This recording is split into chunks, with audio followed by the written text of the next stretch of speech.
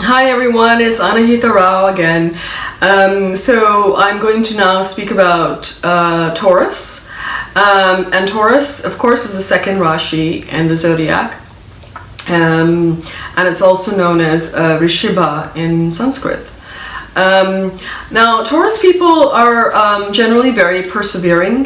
They're quite reserved, determined, yet reliable, and also quite stubborn in their nature. They can be secretive, but they tend to be quite trustworthy for the most part, possessing a sort of magnetic quality about them. They're being Taurus, an earthy sign. They're very fond of pleasure and natural beauty and art and music and literature, because it's a sign that's ruled by Venus itself. As I said, it's an earth sign, which is connected to Eartha, and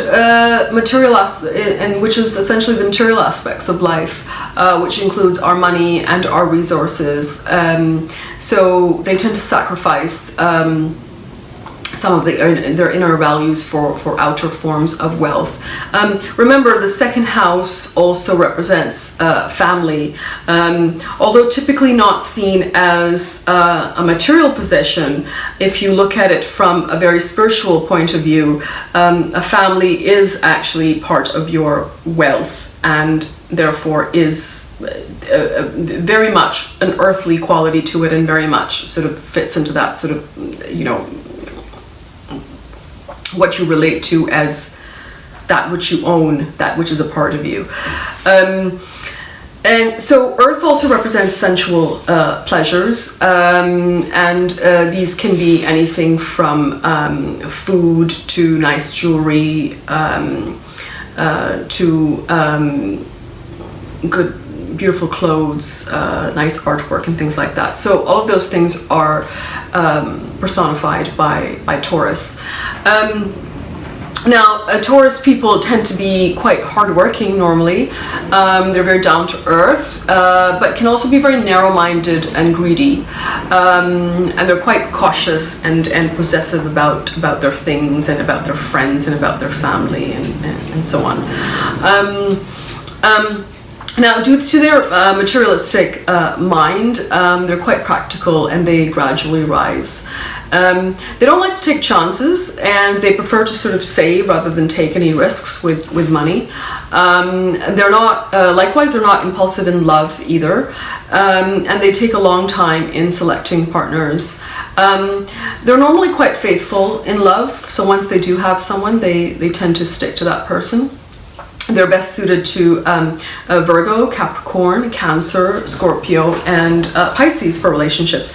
Now, when I say that they're best suited for or most compatible with, that doesn't mean that they wouldn't get along with somebody who's, for example, an Aries. You could be an Aries, and you have your,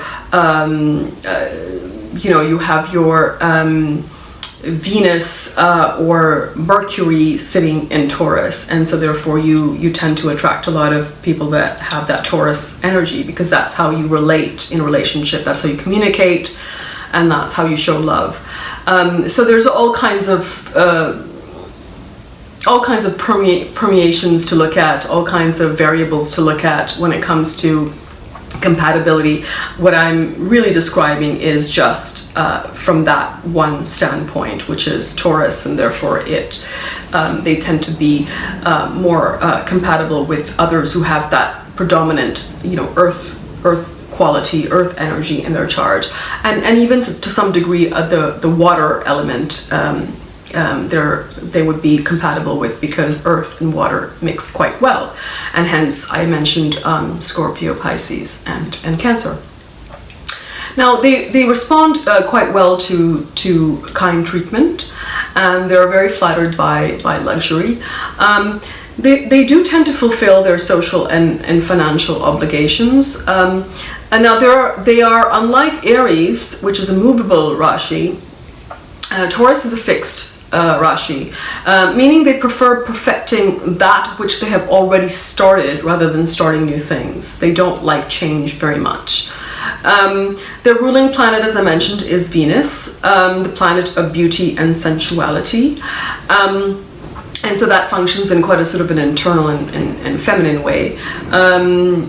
Generally, that's the predominant energy with Venus. Now, it depends, of course, again, if Venus is sitting with Mars or Rahu in your chart, then it's not going to be functioning exactly in a very sort of internal way.